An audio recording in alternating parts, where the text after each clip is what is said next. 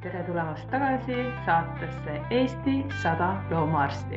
Mina olen Julia Abram ja meil on väga põnev uus osa.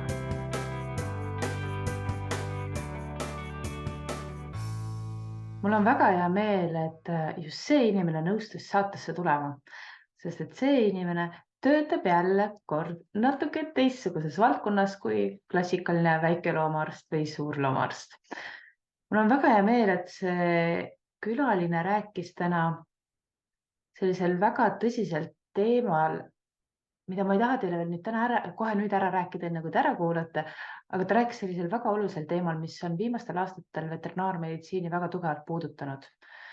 Saate teada, miks see inimene vahetas töökohta, miks ta kolis kuuks ajaks Saaremaale ja mis temast edasi sai. Tänane külaline on Maaeluministeeriumis töötav Kadri Kaugerand.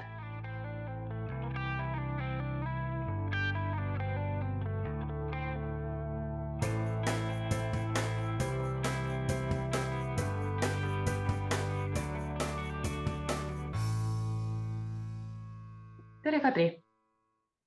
Tere, Julia! Mul hea meel, et sa siia tulid. Mul on eriti hea meel sellepärast, et sa oled natuke teistmoodi veterinaariaameti esindaja ja me ei taha seda kohe nüüd ära rääkida, aga me jõuame sinna. Kohe, kui me oleme kõik selle lapsepõlve läbi rääkinud, et räägi mulle, milline on selline kõige varajasem kontekst, mis oleks oluline jagada, et aru saada, kuidas sinust sai see inimene, kes sa täna oled. Kui nüüd alustada päris algusest, siis ega minust tegelikult ei pidanudki loomaarst saama. Et minul kokkupuudet loomadega oli täpselt nii palju, kui minul vanatädil oli loomi, aga minul ei ole kunagi olnud kodus koera, ei ole olnud kassi, minul ei ole sellist, nagu loomaarstidel tihtipeale on, et siuke dünastia, et ema oli loomaarst, isa oli loomaarst ja nii-öelda põlved tagasi, eks ole. Minu suguvõsas ei ole mitte ühtegi loomaarsti, minu peres ei ole mitte ühtegi loomaarsti. Minu vanaemal olid loomad, aga kahjuks ma olin siis nii väike, et ma nendest eriti ei tea midagi, kui ainult seda, et kukk lendas mulle pähe ja tagus mind nokaga ja peale seda ma tegelikult kardan meeletult linde. Aga tegelikult mina väiksest peale teadsin kogu aeg, et minust saab jurist, nii nagu minu emagi. Aga mida edasi, siis hoopis tekkis mul mõte, et ma tahaks hirmsasti meditsiini õppida. Ja ma olin kuni põhimõtteliselt ikkagi gümnaasiumi lõpuklassini täiesti veendunud, et minust saab päris arst. Ehk päris arst on ju. Mul just üks tuttav küsis, et kas siis loomaarst ei olegi päris arst. Ma ütlesin, et nagu päriselt valge kitliga ja arst, eks ole. Ja mul oli suur õnn ja võimalus käia ka Järvamaa haiglas vaatamas erinevaid operatsioone, sellepärast et minu klassiõe ema töötas seal gynekoloogina ja siis ta vahest kutsus mind. Ja ikkagi kuni lõpetamiseni mina teadsin, et minust saab arst ja kui ma läksin siis Tartu Ülikooli paberit sisse viima, siis vastuvõtukomisjonist öeldi mulle, et ahah, ja selliste tulemustega siis tuletegi, tahate arsti saada või. Et taustateadmist nii palju, et mu keemiaeksam ei õnnestunud väga hästi ja tollel aastal oli väga raske keemiaeksam üldse. Et siis küsiti, et mis see teine variant siis on? Ma ütlesin, et füsioteraapia, ka ju ikkagi inimestega töö ja see vastuvõttu tädi jälle kirtsutas nina umbes, et kas te tõesti arvate, et selliste tulemustega saab ka siis sisse? Ega ma ju ei tea, kui ma ei proovi. Ja täpselt nii oligi, aga siis viis tee mind ühtepidi ka Tartu meditsiinikooli. Ja ma ütlesin, et hea küll, kui minust arst ei saa, siis saab minust ämmaemand. Et ikkagi nagu inimestega ja tore ja väiksed lapsed ja nii ja naa. Aga tollel suvel sattusin ma Lõuna-Eestis oma sugulaste juurde ja siis, kui mulle helistati sealt meditsiinikoolist, et nüüd on aeg tulla sisseastumiskatsetel, siis ma ütlesin, ma ei saa praegu tulla, et ma teen lammastele heina, et kuulge, et see vist langeb ära.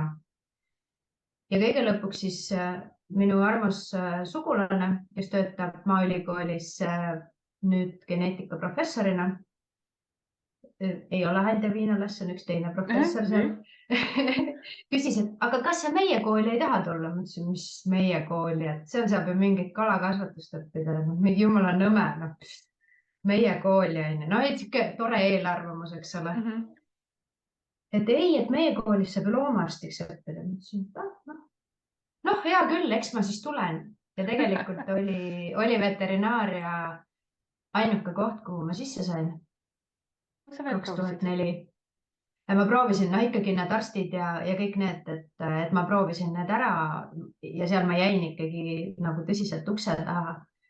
Ja loomaarstiks ma siis hakkasingi õppima, et jah, sellist traditsioonilist teadmist, et minust saab loomaarst, seda minul ei ole kunagi olnud.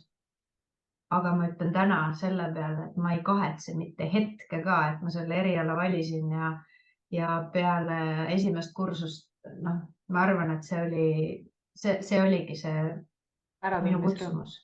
Jah, äratundmisrõõm, absoluutselt. Aga vaata jälle, ma olen siin läbi erinevate osade kogu aeg olnud tunnistajaks sellele, kuidas räägitakse, et vot see üks mingisugune juhus, täiesti lambikas juhus on jälle muutnud kuidagi inimest elukäiku ja sul ka see, et sugulane ütleb, et aga tule meie kooli või kas sa ei tahaks siia ja siis kuidagi nagu ta why not ja siis avastadki, et oledki veterinaarmeditsiinis ja ma mõtlen, et kui sa mõtled nende esimeste aastate peale, siis sa ütlesid, et sa pärast esimest aastat juba teadsid, et jah, see on nagu sinu ala, aga mis oli see, mis sind nagu veenis või mis sulle nii väga muljet avaldas, et sa tundsid ennast nagu kodus?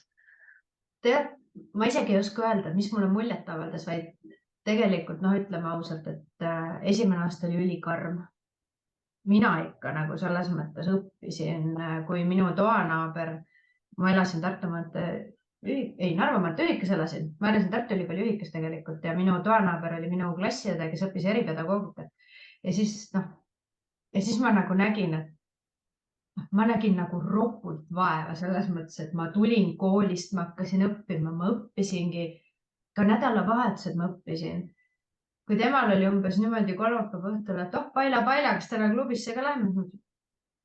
Ei, ma õpin, mul on homme anatoomia.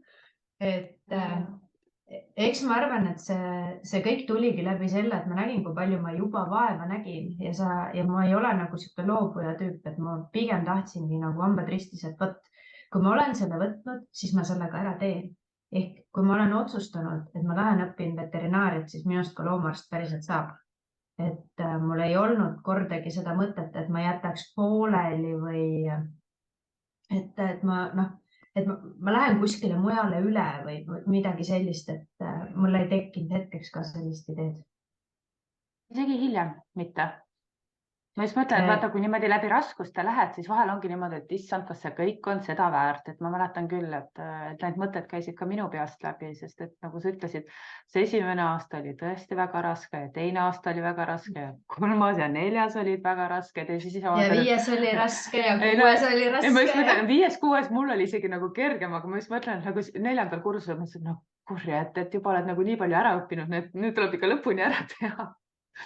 Vaata, minul võib-olla oli nagu ka veel see pool, et mis siin salata, et mina õppisin tegelikult tasulisel kohal. Mina olen üks nendest Eesti loomaarstidest, kes on ise oma hariduse kinni maksnud ja seda kogu 6 aasta vältel. Et võib-olla see oli ka selline kohusetunne, et ma sain seda kõike tänu sellele lubada, et mul on lihtsalt suurepärane ema ja suurepärane toetav perekond. Ja võib-olla see oli ka see kohusetunne nagu, et ma teadsin, et minu haridusse panustatakse. Ja see ei olnud mitte väike raha, mida maksti, eks ole. Just, ma just mõtlengi, kas sa mäletad, mis summad need olid? Minu arust, kui ma kooli tulin, oli semestri maks 35 000 krooni, sest et ma ju tulin krooni ajal veel kooli, aga 35 000 krooni ja see igal aastal tõusis 10%. Või iga semester tõusis 10%. Et kui ma nagu kokku nagu lõpuks liidan selle summa, seda tuleb ikka väga-väga palju. Ma just ise mõtlen ka, et seal lõpuaastatel oli see ikka oluliselt kõrgem. Ma isegi mäletan utoopilisi summasid, aga ma julgesin praegu välja öelda, sest et ma kardan eksida. Tead, ega mina seda ka nagu ei ütle lõpuni. Ma ei ole kindel nendes summades, et panen käe südamele. Kuku, ma ei saa praegu. Oota, mida on kirjutasid? Ja, väga ilus kiri. Ma ise kirjutasin. Väga tubli. Palun, kas sa läheksid näiteks Issile? Mine näita Issile seda. Ma mida näita. mine näita isile. Lapsed on Jah. eluõied. Lapsed on eluõied ja selles mõttes, et vähemalt seekord ei joostud kaamerasse palja ülakehaga, mida on korduvalt juhtunud, Ikka sest et juhtub. neile väga meeldib. Ja nii, et Aga kõik on jah, mahkud. et ma ei ole seda summat selles mõttes mitte kunagi nagu küsinud ja ma ei ole ka seda kokku liitnud, sellepärast et minu jaoks jah, see võib siuke klišee olla, aga tegelikult see on see, mida ma olen nagu tahtnud teha oma elus. Et noh, tihtipeale ongi ju see, et kui sa ikkagi midagi tahad, siis sa teed seda olenemata sellest, mis see maksab või olenemata sellest, kui palju sul tuleb unetuid tunde või kui palju sa pead oma perest nagu eemal olema, et lõpuks Sa on ju kuidagi see, lähed mida sa sisse, tahad teha. ja sa Jah. lähed sellesse nii sisse ära, et sa lõpuks nagu ükskõik palju see kõik maksab ja mis. Just, Aga just. samas, kas minu arust sa lõpetasid aastakese enne mind ja ma Jah. mõtlen, et meil oli kursusel niimoodi, et meil oli ka neid, kes alustasid tasulisel kohal, aga lõpuks, kui seal esimesel kursusel ikka see väljalangemine oli nagu piisavalt suur, et siis vabanesid need tasuta kohad ka ja oli võimalus nagu üle minna, et kas sul ei tekkinud seda võimalust? Vot meie kursus vist oli selline, et ega jah, ma mäletan küll seda lauset, mis meile 1. septembril öeldi, eks ole, et vaadake vasakule, vaadake paremale, noh, teist kolmest üks lõpetab, eks ole, aga minu arust meie kursusega nagu väga niimoodi ei läinud, et ega meil neid kadusid suuresti ei olnud. Et ma küll ei mäleta, palju meid vastu võeti, aga meid lõpetas 35 minu arust. 2010 jah, lõpetasin, et päris palju. Ja, see oli koos soomlastega või ainult eestlased? Koos soomlastega. Aga meil ei tekkinud jah sellist võimalust, et ma oleks saanud tasuta kohale.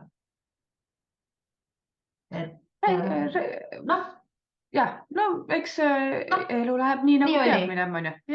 Kas sa jagaks mõnda niisugust toredat meenutust ülikooli ajast? Et kas midagi toredat kursusekaaslastega või mõni väga karismaatiline või just kurioosne õppejõud?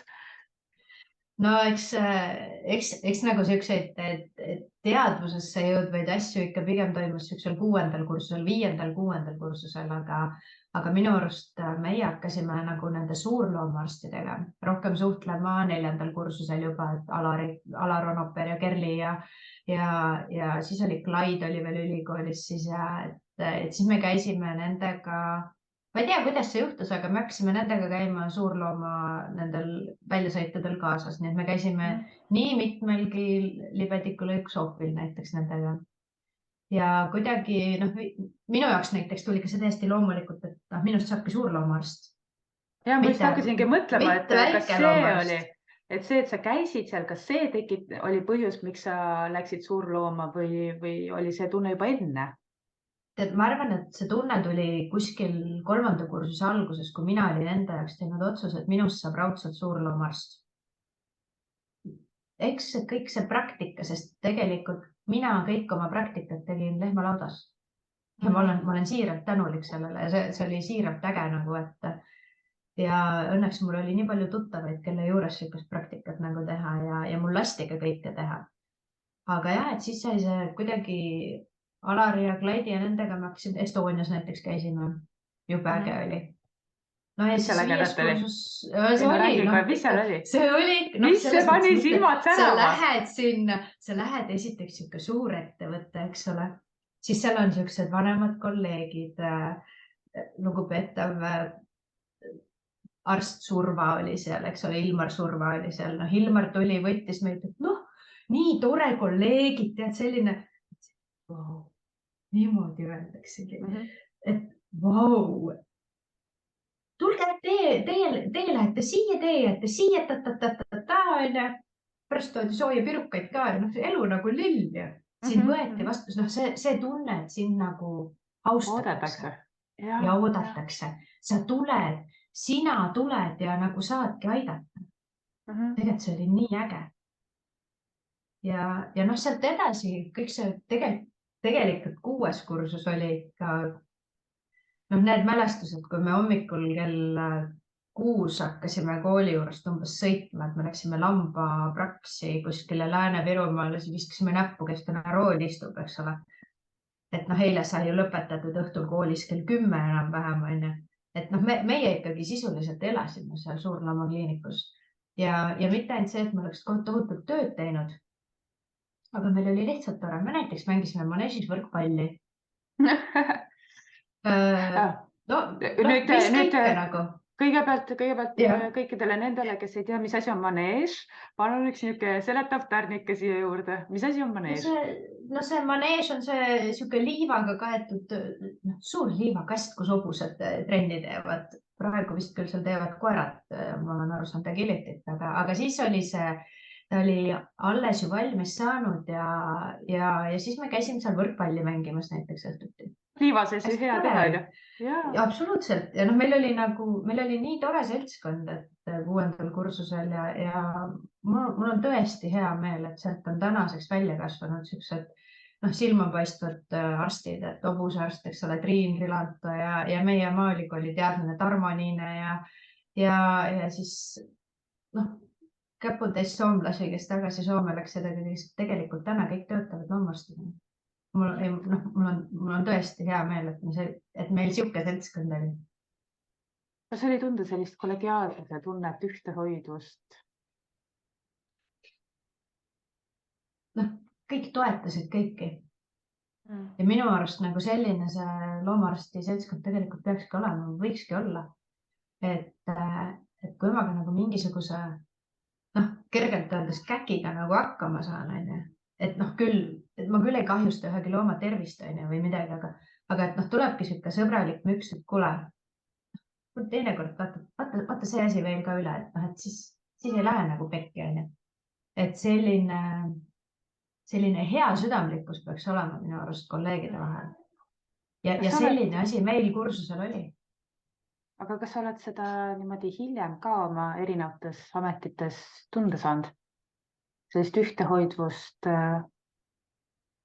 Ütleme niimoodi, et sõltub.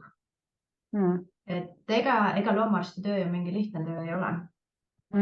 Et on kolleege, kes sind aitavad ja toetavad, samas on kolleege, kes alati nagu viskavad nina peale midagi. Õnneks küll mul on neid toetavaid kolleege rohkem olnud. Mis osas on niimoodi nagu seda nina peale viskamist olnud? Mõtlen, kas on mõni niisugune hetk, mis on sulle kohe eriti meelde jäänud ja kuidagi, mida sa siiani kaasas kannad? Tead, see võib-olla ei olegi loomaarstide poole pealt see selline nina peale viskamine, vaid see on võib-olla ka üks põhjus, miks ma täna loomaarstina ei tööta. Et mina olin suurloomaarst, töötasin suurloomafarmis. Töötasin ettevõttes. Farmis, jah? Lääne-Virumaal, jah.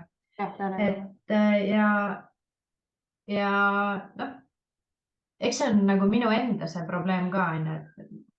Ma olen neid sinu eelnevaid salvestusi ja neid osi kuulanud ja nii nagu mulle Piret Kalmuse sellest meelde jäi, et sa võtadki, sa teedki südamega, eks ole, sul ei ole vahet, kas on öö või päev, on nädalavahetus, on õhtul kell 7, on õhtul kell 6, on hommikul kell 5.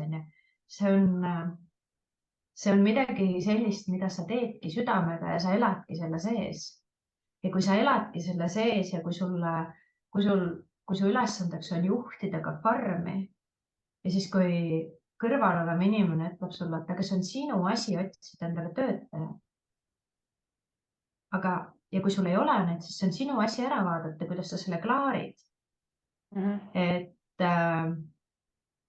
ka mina olen üks nendest arstidest, kes on tegelikult täiesti läbi põlenud. Ehk see on täna see koht, et mida ma saan noortele kolleegidele nagu südamele panna, et ärge võtke endale nii palju kohustusi. Kui sa teed, ma ei ütle, et ma halvasti oleks oma tööd teinud, ma arvan, ma tegin oma tööd väga hästi. Aga kui sind ikkagi pannakse valiku, et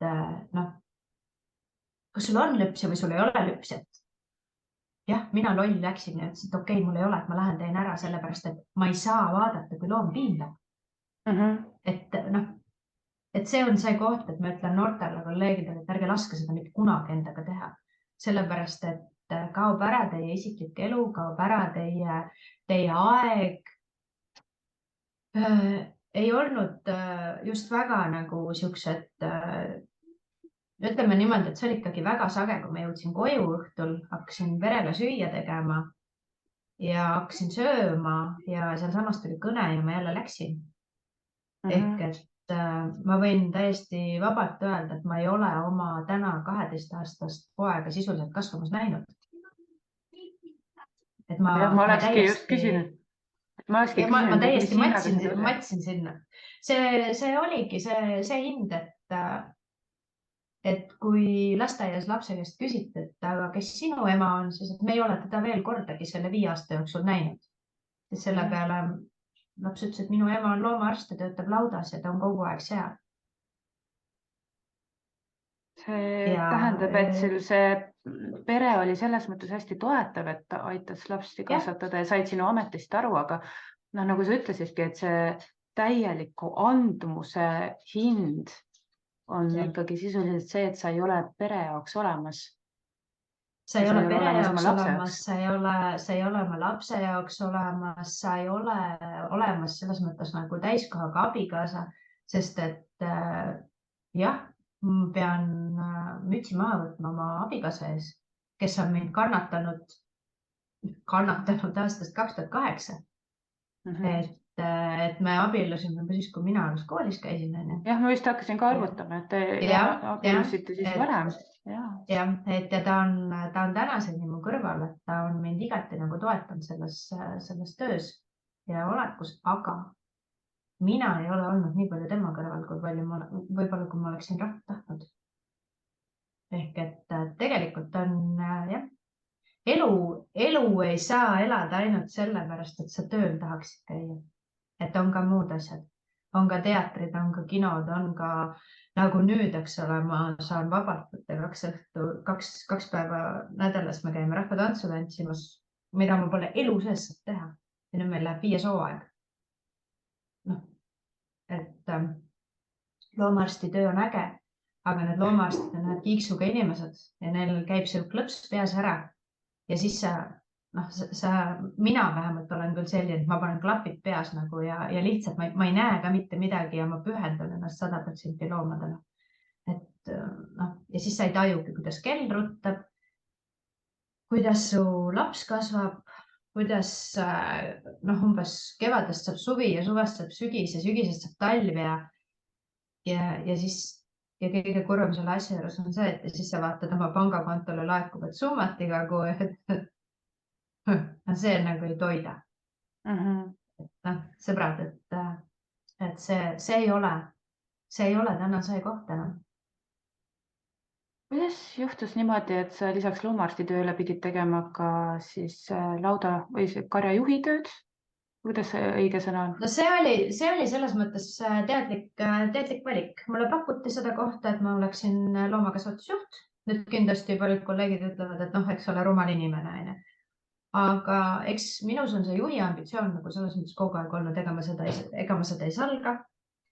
Ja ma nägin endas seda potentsiaali, et ma olen suuteline seda tegema ja ma tahan seda karja nii-öelda viia tipu poole. Ma arvan, et mul see õnnestus, aga ma ei saanud nagu sealt teistpoolt seda toetust. Nagu seal ei olnud seda meeskonnatööd. Et mina olen hästi meeskonnatöö usku inimene. Et mina tahan, et mind toetatakse ja mina toetan teisi. Ja tegelikult koos tehes saab teha suuri asju. Et sama on loomaarstidegagi, et kui me teeme koos neid asju, ma ei mõtle küll seda, et meie päevast päeva töötame, istume kõrvuti, eks ole, kuskil opisaalis ja teeme nii-öelda koos midagi, aga kui me nagu mõtleme juba ühes suunas, siis see koos tegemine on kõige asja alus.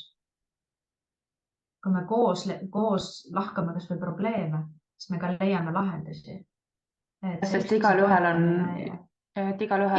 oma arusaam ja oma sisend. Igalühel on oma väike kild ja ütleme see, et kildudest saabki kokku lõpuks suur mosaik. Kas sa kirjeldaks mulle neid tundeid, mis olid sinus sel hetkel, kui sa said aru, et enam nii edasi minna ei saa ja sa otsustasid suurloomaarstindusest eemale liikuda? See hetk tegelikult nüüd saab sellest 5 aastat augustis.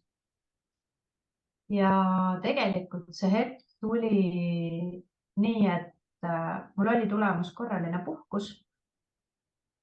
Ja ma lihtsalt paningi oma telefoni ja autovõtmed laua peale, ütlesin, et ma ei tea enam, millal ma tulen, sellepärast et ma olin praktiliselt nädal aega magamata, ma olin täiesti selles mõttes lõhki. Ma olin nii lost, kui lost olla sai. Ja siis ma nii ära tulingi töö juurest. Mõtlesin, ma ei tea täpselt, kas ma tulen või ei tule või kuna ma tulen, et mul on lihtsalt vaja aeg maha võtta. Et kõik asjad olid kuhjunud. Kodus oli okei, kodus ei olnud midagi lahti, aga tööalaselt ma tundsin, et ma lihtsalt ei suuda ja et ega ma ju ei saanud endal ka tol hetkel tunnistada, et ma olen läbi põlenud. Ma arvan, et siis ei olnud see veel selline termin, mis oleks ka veterinaarias nii laialdaselt tuntud, sest et ütleme sellisest vaimsest tervisest hakati rääkima aastal 2008 Dublini konverentsil minu arust, kus oli niisugune nagu hästi uudne, kus tuli alles info, et loomaarstid kipuvad ennast teinekord selle liigse pinge pärast isegi võtavad endalt elu. Õnneks minu mõtted nagu nii kaugele ei läinud, aga ütleme niimoodi, et ega see nagu vaimselt lihtne ei olnud. Kaua sa endale aega võtsid? Aega võtsin puhkamiseks. No 2 nädalat oli puhkus ju. Ega rohkem ei olnud aega. Aga siis, ma saan aru, aga pärast seda sa panid ju, või enne seda panid sa juba võtmed asjad lauale ja... Ma panin võtmed asjad lauale. Mul oli tegelikult niimoodi, et lihtsalt mind tabas nagu selles mõttes šokk, et mulle siis helistati ja öeldi, et tule kirjuta avaldus. Mõtlesin, et ma ei tule mingit avaldust kuskile kirjutama, et mina ei ole nagu öelnud, et ma ei taha enam tööd teha, vaid et ma ütlesin, et mul on korraline puhkus, et ma olen puhkusele. Et ma ei taha kellegi peale nagu näpuga näidata, et eks see oli ikka minu enda nagu viga ka. Ja siis me läksime selles mõttes sõbralikult lahku, et ega meil ei jäänud mingeid asju kuskile kriipima ja siis ma nii-öelda vist 2 nädalat olin töötu. Jube lahe tunne oli, ärkasid hommikul, mõtlesin, mitte kuskile minema. Aga ütleme, et 2 nädalat olid töötu ära, siis nagu tekkis siuke kripeldav tunne, et aga mis ma siis tegema hakkan, et mis ma siis teen nüüd, et fakt on see, et arved tahavad maksmist. Kodus vaatab 2 näljast silma ja lisaks 2 koera mulle vastu, aga me tahaks süüa saada. No siis tuli midagi kiiresti välja mõelda ja siis andis mulle päästva abikäe Ülar Tänak Saaremaalt, kes kutsus, et kuule, tule asenda mu farmi juhataja. Ei, jumala eest Saaremaale suveks. Miks mitte? Aga samal ajal leidsin ma töökuulutuse, kus Maaeluministeeriumisse otsiti loomatervise ja heaolu valdkonna peaspetsialisti. Siis ma mõtlesin, aga miks mitte? Ja samal ajal ma veel otsustasin tegelikult, et ma tahaks kooli minna.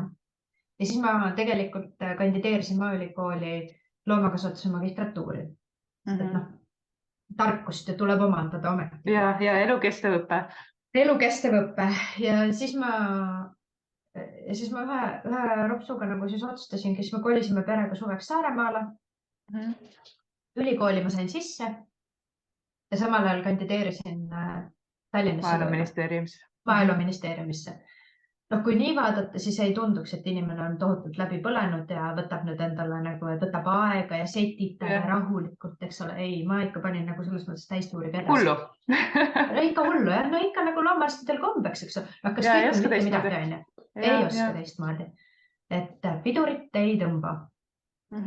Ja lõppes siis asi sellega, et kutsuti mind ministeeriumisse vestlusele. Läksin siis vestlusele, muidugi esimene selline pilk oli siukene jube hirmutav, et mul istus vastas 3 suurt meesterahvast. Üks oli siis toonane toiduohutuse asekantsler Toomas Kevvai, üks oli büroo juhataja Enno Piisang ja üks oli siis toiduohutuse osakonna juhataja Martin Minjajev. Ja kes võib-olla mõni kolleeg teab, need kõik on siuksed suured tursked mehed, eks ole. Siis mina seal niimoodi ei tea ju ka päris täpselt, eks ole, küsitakse igasuguseid huvitavaid küsimusi ja eks ma ikka natukene võbelesin ja igal juhul ma tulin sealt ministeeriumist ära, ma ei lähe iialgi sinna tööle, et see on täiesti õudne, seal on 3 suurt meest, kes umbes, et mina, eks ole, ju ei karda inimesi ja siis 3 suurt meest mul vastas ja issand jumal, et ma ei tea, mis mulje ma jätsin endast. Aga näe, juhtus selline asi, et mulle helistati ja öeldi, et mul on tööle valitud. Sest ma mäletan seda küsimust, kui Toomas Keva küsis mu käest ja kaua sa siis kavatsed meil siin ka olla, et sa ju ei ela Tallinnas. Ma ütlesin, tõsi, elan Paides. Ja kuidas sa sealt Paidest siis ka meile Tallinnasse tööle tulnud? Ma ütlesin rongiga muidugi, et Türile tuleb rong, Türile saab autoga ja ma olin nagu hästi sükene, positiivne. Nii äge on ju, positiivne. Siis Toomas Keva ütles, et no vaatame, kaua sa siis viitsid. Aga nagu näha, siis täna on augustis saab 5 aastat. Ja ma olen väga rahul selle kannapöördega, mis ma tegin. Natuke lähemalt, millega Maaeluministeerium tegeleb, sest et nad ka tegelevad ikkagi nagu veterinaariga seotud aladel samamoodi. Ja eriti kui sa ütlesid, et tegelikult loomade heaoluga, et räägi natuke.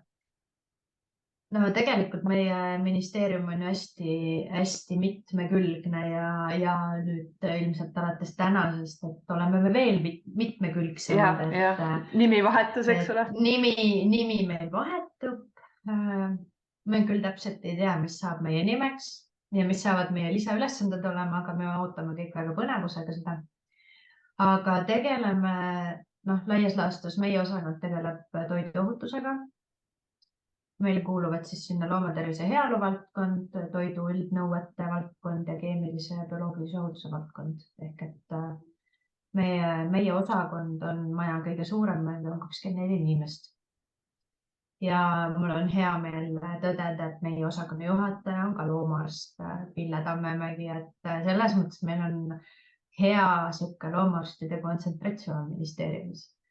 Ja lisaks sellele tegeletakse me taimetervisega, kalandusega, erinevad toetused, erinevad otsetoetused, et minu teada oleme meie ühed suuremad toetuste koordineerijad Euroopast. Wow. Et meie valdkonnad on nii-öelda siit siiani, aga jah, et meie tegeleme põhimõtteliselt kõigega, mis puudutab loomi, loomatervist, looma heaolu, loomaarste, antibiootikumi resistentsust. Ja, kusjuures see on täiesti eraldi teema, millest võiks isegi, lähme hästi riivamisi mööda. Et miks see antibiootikumide resistentsus on oluline, sest et mulle tundub, et see tavainimene sellest hästi aru ei saa.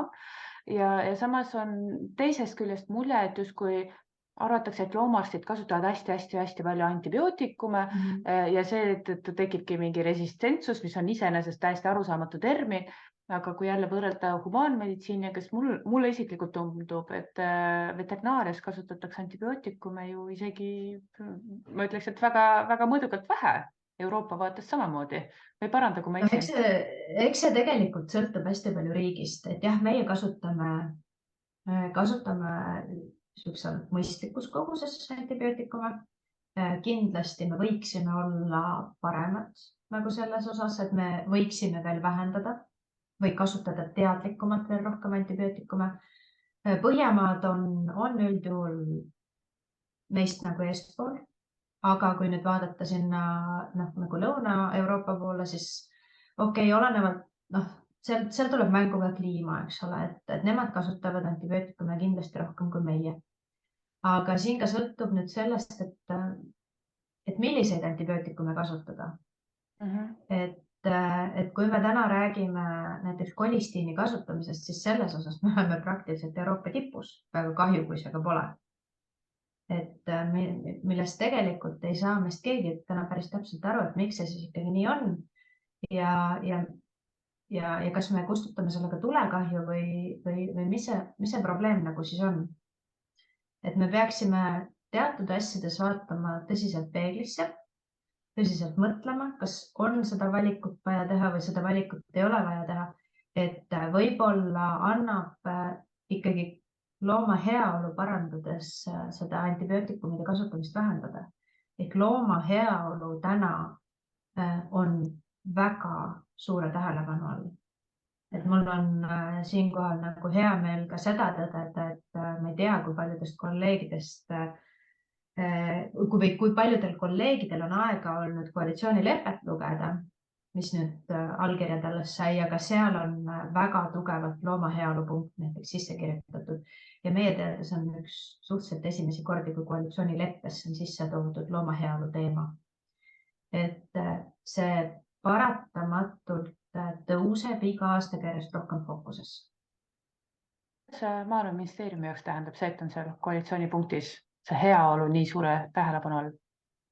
See tähendab seda, et me saame tegeleda väga tugevalt looma heaolu küsimustega. Ehk et ma loodan, et me saame lõpuks kaua oodatud asjad lauasahtlist välja võtta ja et me ei taha küll siin suure häälega lubada, aga ma loodan, et me jõuame kompromissini, mis puudutab lemmikloomade registreerimist ja identifitseerimist. Ja ma usun, et see on üks teema, mis väga paljusid kolleege väga kõnetab ja ma tõesti tahan loota, et me jõuame sellega kuskile maale, et meil on ettevalmistused tehtud.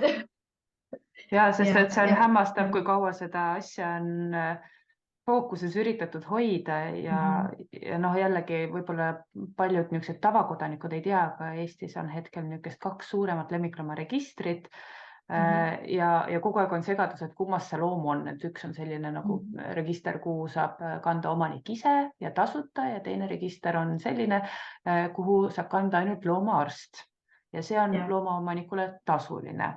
Aga et seal mõlemal on siis omad plussid ja miinused ja just täna ka vastasin selle teemalisi küsimusi, et kus on minu loom, eks ole, millises registris ja siis see tekitab hästi palju segadust, et ma väga loodan, et see murekoht saab mingisuguse kiire lahenduse lähitulevikus. No jah, et me loodame seda ise ka ja muidugi on veel teemasid, et mis looma heaolu puudutavad, aga kui võtta konkreetselt põllumajandusloomad ja see pool, et mida rohkem me heaolusse panustame, seda esiteks ju seda parem, seda kõrgem on toodang tegelikult ja seda vähem me peame antibiootikumi kasutama. Mina olen seda meelt, et me peame kõigepealt, eelkõige tuleb silmas pidada looma heaolu.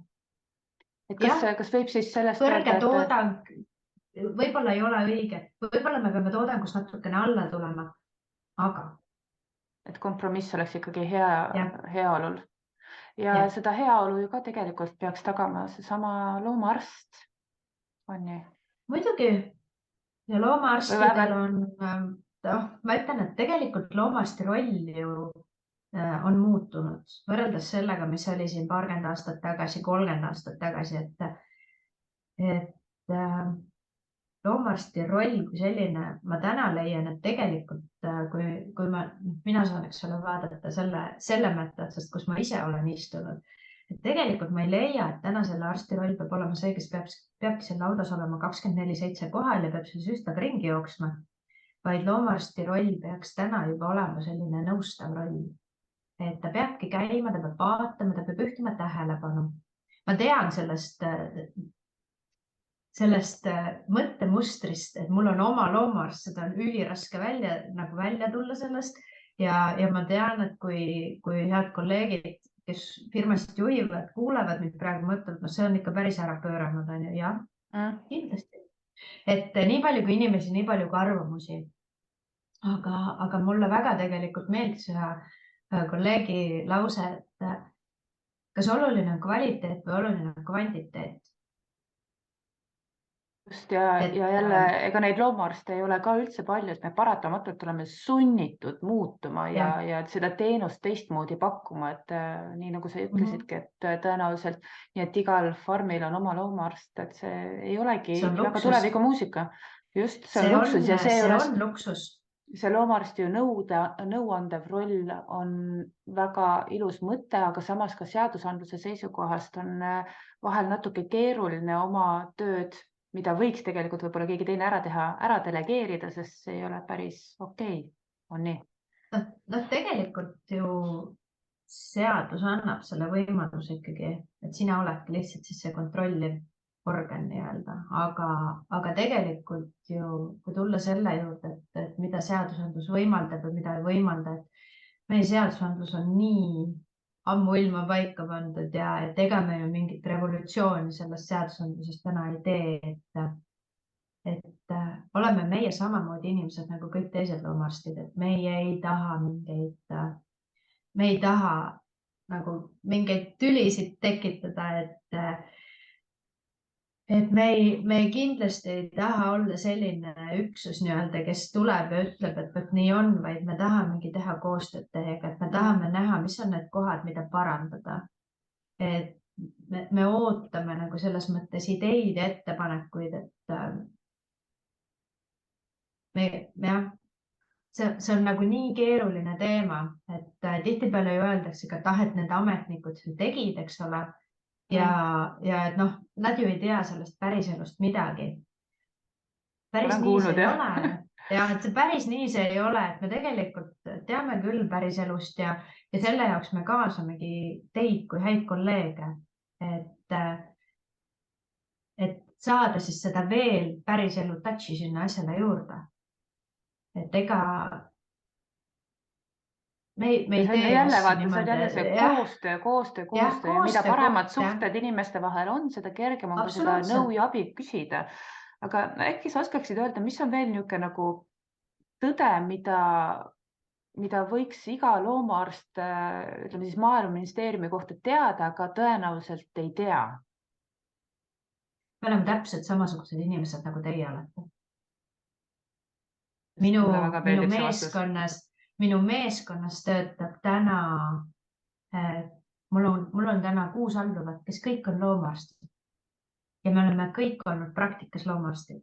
Ehk et ma läksin 5 aastat tagasi ministeeriumisse peaspetsialistiks ja tänaseks olen oma valdkonna juht. Ja mul on tõesti, ma panen käe südamele, ütlen, et mul on väga hea meeskond. Mul on suurepärased loomaarstid, kes on päriselt ka olnud loomaarstid. Ja mul on hea meel, et meie osakonnajuhataja on loomaarst ja ka meie asekantsler on loomaarst, Hendrik Kuusk. Nii et meil on tegelikult väga tugev meeskond, aga me oleme täpselt samasugused inimesed nagu teie. Me olime täpselt samamoodi loomadest. Mida need loomaarstid saaksid tänasel päeval teha niimoodi, et see suhtlus Maaeluministeeriumiga oleks parem ja konstruktiivsem? Võib-olla see, et kui teie käest küsitakse, siis ärge öelge meile, et meil ei ole aega, me ei saa tulla ja meie tunnihinne on nii kõrge. Et tegelikult me ju seisame kõik ühe sama asja eest. Me seisame selle eest, et Eestis oleks hea elada, et Eestis oleks hea loomaarstil tööd teha, et Eestis oleks loomaarsti turgu. Ehk et ka meie loomadel oleks hea ja meie loomad oleksid terved. Selleks me peame koostööd tegema. Et ma saan aru, loomaarstide tööpäevad on pikad ja hiljuti ma vestlesin kolleeg Tiina Toometiga, kes ütles, et sa ju saad ise ka aru, et kui sa tuled õhtul kell 8 ja siis sa vaatad, et sul on mingi määruse eelnõu saadetud ja see on 12 lehekülge pikk, et sa üldse ei tahagi seda tegema hakata. Muidugi ma saan sellest aru, aga selles mõttes, et saage ka meist aru, et me tahamegi seda koos teiega teha, me kaasamegi teid ja me tahamegi teid kaasata. See võib-olla alati ei kuku nii hästi välja, nagu me tahaksime.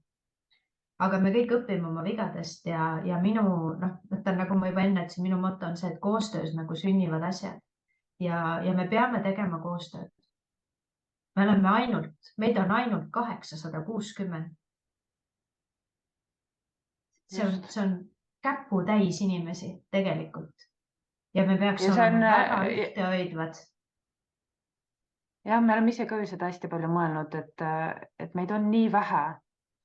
Ja meil on, see on jälle midagi, mida ma ise olen niimoodi tähele pannud, et me selles väga väikeses ringkonnas võiks seda koostööd olla rohkem, aga mida võiks vähem olla, on igasugune selline seljatagune nina kirtsutamine või kritiseerimine, et kõigil tuleb ette, aga me ei oska ka omavahel nii hästi suhelda, et ühelt poolt osatakse anda konstruktiivset kriitikat ja teiselt poolt, et osatakse seda vastu võtta, sest et olgem ausad, see konstruktiivse kriitika või kellegi parandamine ei ole mitte kellelegi meeldiv tegevus ja samas sellist kriitikat või ettepanekuid vastu võtta ei ole ka alati kõige lihtsam.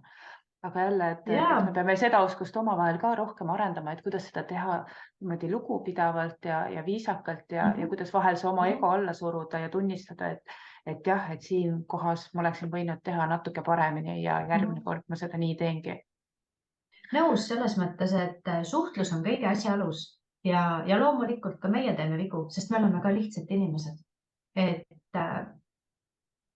noh, ma ei saa, see on nagu tobe klišee, kui ma ütlen, ikka juhtub, aga tegelikult ka vahest ikka juhtub ka näpukaid sisse aga nendele näpukatele saab ka nagu viisakalt tähelepanu juhtida, et kuule, mulle tundub, et siin äkki pole see päris õige koht, et kuule, mulle tundub, et siin on natukene vist läinud metsa, et äkki vaatate veel üle, et kõik taandub sellele, kuidas sa midagi edastad.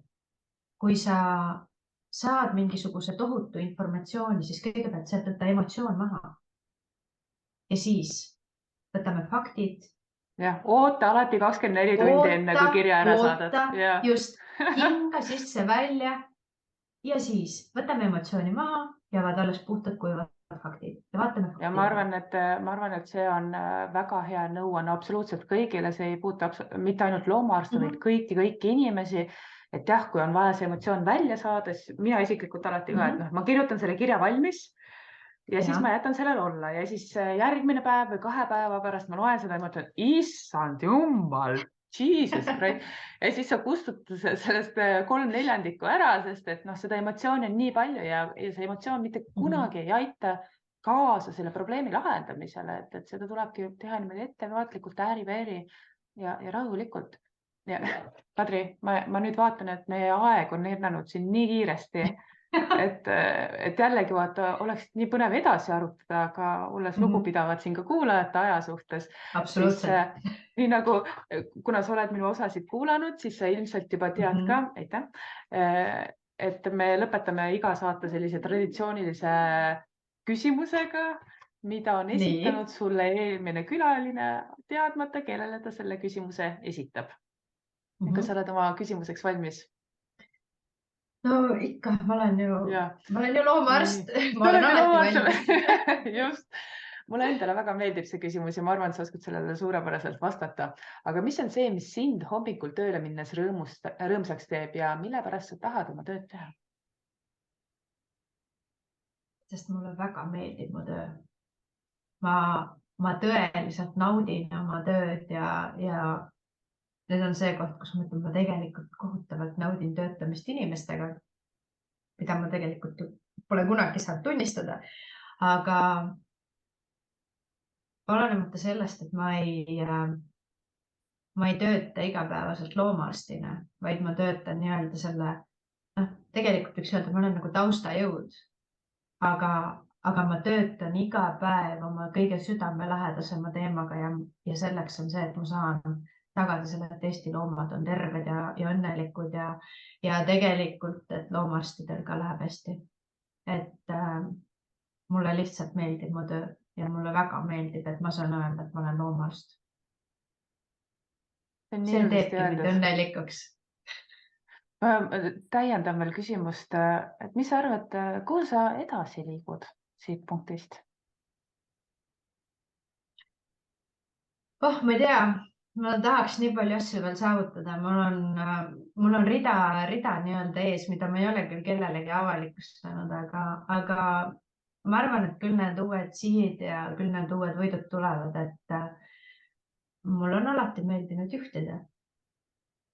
On see siis auto või? On see siis meie valdkond praegu, et ma arvan, et eks aeg näitab. Ja ma ei välista ka seda, et ma ühel hetkel olen tagasi päris loomast. Kunagi reial ütle iial, sest sa ei tea mitte kunagi, mis kaarte sulle elu ette mängib.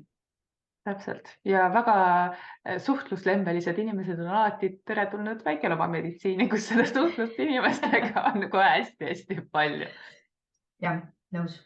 Kadri, aitäh sulle selle aja eest ja väga toreda vestluse eest. Mulle väga meeldis, et sa avasid ennast ka hingeliselt oma läbipõlemise teemadel, sest et sellest ei ole varasemad külalised liiga palju julgenud rääkida, et hoiavad sellist hästi rõõmsat tooni, aga see on kindlasti murekoht veterinaarias, et see, kuidas läbipõlemist vältida ja kuidas sellega üldse hakkama saada. Nii et aitäh sulle sellest, et sa just seda poolt ka avasid. Aitäh, et sa mind kutsusid. Selline see tänane osa oligi. Mis te arvate? Kas te olete kunagi tulnud läbipõlemist? Või olete sellest äkki tagantjärgi teada saanud, nii nagu Kadrigi avastas mõned aastad hiljem, et see, mida ta tundis ja koges, oli läbipõlemine. Kui sa täna tunned, et sa oled läbipõlemise äärel, siis palun pöördu spetsialistide poole. On väga palju tasuta ressursse, mis kindlasti aitavad sul abi saada, nagu näiteks peaasi.ee, mis mulle isiklikult väga meeldib, ja on mõned väga toredad ka erialased materjalid, mis aitavad seda vaimset tervist hoida. Kui sa tahad täpselt teada, mis materjalidest ma räägin, siis sa võid mulle kirjutada siia alla või isiklikult. Ja loomulikult, kui sul on ettepanekuid, kes võiks veel siin saates osaleda või kelle lugu sa tahaksid kuulda, kirjuta või anna mulle teada. Järgmise korrani. Lapsed, miks mu kapis vesi on?